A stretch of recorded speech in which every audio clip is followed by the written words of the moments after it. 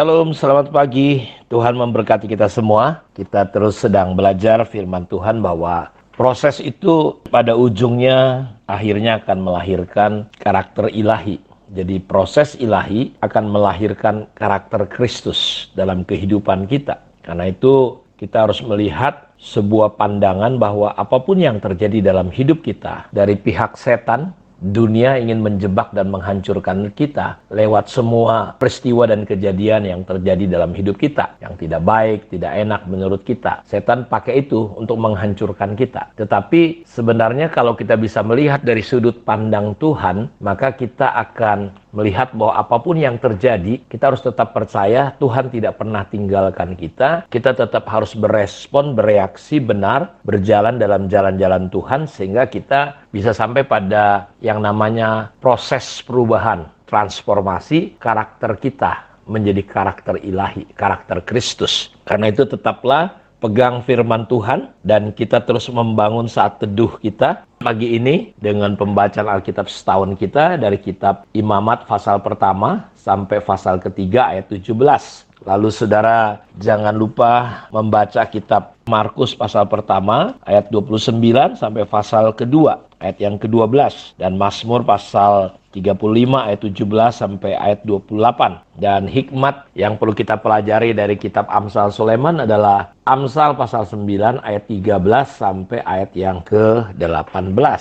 Jadi apakah karakter itu? Ketika kita hidup di dalam proses ilahi, proses Tuhan, maka kita akan melihat karakter ilahilah yang akan terjadi. Karena itu semua rasul, semua nabi, semua tokoh-tokoh di dalam Alkitab tidak lepas dari apa yang namanya sebuah proses. Karena itu kita perlu mempelajari, mengenali bahwa proses adalah cara Tuhan, jalan Tuhan untuk kita bisa mengeluarkan, sama seperti kayak emas, mengeluarkan kemurnian, itu dia perlu dibakar. Dia perlu mengalami apa yang namanya panas api, dan api tertentulah, suhu tertentu yang membuat emas itu mengeluarkan sanga-sanganya. Jadi kalau cuma api yang biasa-biasa, itu tidak akan pernah membuat emas itu menjadi lebih murni. Tetapi butuh suhu tertentu untuk bisa mengeluarkan apa yang saya sebut kemurniannya. Seperti kayak Ayub, seperti semua tokoh-tokoh Alkitab, perlu mengalami yang namanya proses yang Tuhan ingin kita lewati, sehingga kemurnian hidup kita, karakter kita yang aslinya itu benar-benar bisa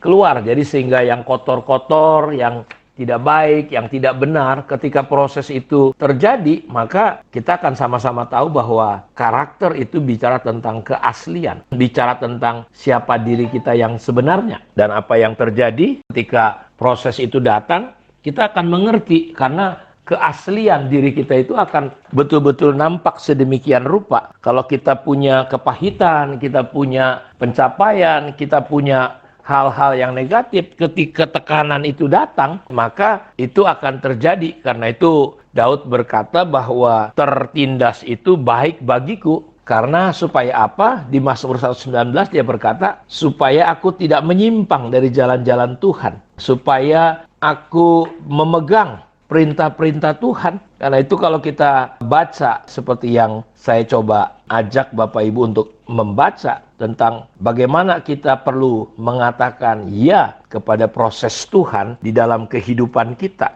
Kita perlu mengikuti teladan Kristus. Karena itu proses akan membentuk karakter Kristus di dalam kehidupan kita. Dan karakter adalah diri kita yang paling asli. Karakter adalah kualitas yang dimiliki oleh seseorang. Yang membedakan kita dengan semua orang adalah karakter Kristus yang ada dalam kehidupan kita. Karena itu kemarin kita sudah baca bagaimana kita malah bermegah juga, kata Paulus, dalam kesengsaraan kita. Karena kita tahu bahwa kesengsaraan itu menimbulkan ketekunan. Dan ketekunan menimbulkan apa? Tahan uji. Tahan uji menimbulkan pengharapan. Dan pengharapan tidak akan pernah mengecewakan karena kasih Allah sudah dicurahkan, kata kitab Roma pasal 5 ayat 3-5.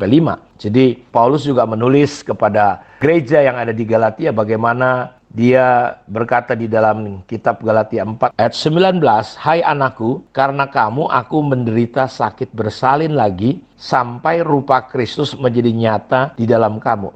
Jadi apa yang dikatakan oleh Rasul Paulus bahwa karakter yang kita perlukan untuk menggenapi tujuan Tuhan sampai kita bisa menyerupai karakter Kristus, maka tidak ada jalan lain. Dia berkata, dia harus mengalami penderitaan yang disebut sakit bersalin. Jadi kita harus mengalami proses yang disebut seperti orang yang bersalin, mengandung dan mengalami proses yang namanya bersalin. Jadi bagaimana kita dalam diproses sampai cara pikir kita, cara tindak kita, cara respon kita, hidup kita perlu sampai kepada titik menjadi serupa, sama dengan Kristus. Kita tidak bisa mencapai hasil itu dengan kekuatan kita, dengan hikmat kita. Dan keserupaan dengan Kristus tidak, jalannya itu bukan oncang-oncang kaki dengan santai-santai. Enggak, Paulus berkata bahwa dia harus mengalami sakit bersalin sampai rupa Kristus itu menjadi nyata. Jadi betul yang dikatakan sebelumnya bahwa kita bermegah di dalam kesengsaraan. Kita bahagia kalau penderitaan kita itu karena kebenaran. Jangan karena kebodohan. Saudara masuk penjara, jangan ada karena kebodohan. Tapi karena saudara mempraktekkan kebenaran firman Tuhan.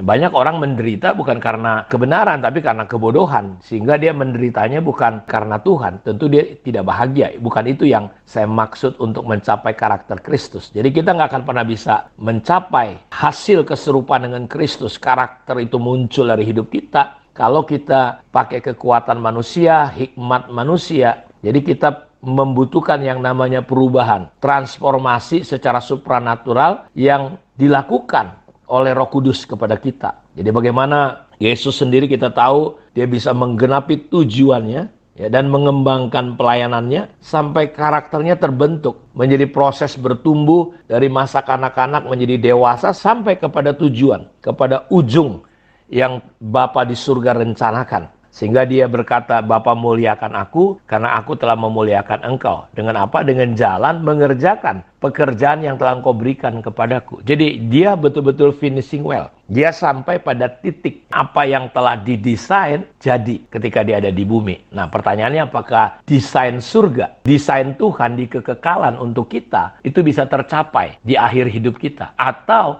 kita cuma sekedar hidup. Ada orang bijak berkata, kalau cuma sekedar hidup, monyet juga hidup. Kalau cuma sekedar kerja, lembu juga kerja. Dan hidup kita bukan hanya sekedar untuk pencapaian punya uang, terkenal, popularitas. Bukan itu, saudara akan menyesal nanti satu hari. Karena itu, Yesus sebagai anak Allah, dia mengikuti proses dari Bapaknya. Makanya ketika dia coba menghindar, ketika menghadapi salib, mau disalib, dia berkata, Bapa kalau boleh, lalukanlah cawan ini daripadaku. Tapi bukan kehendakku, tapi kehendakmu.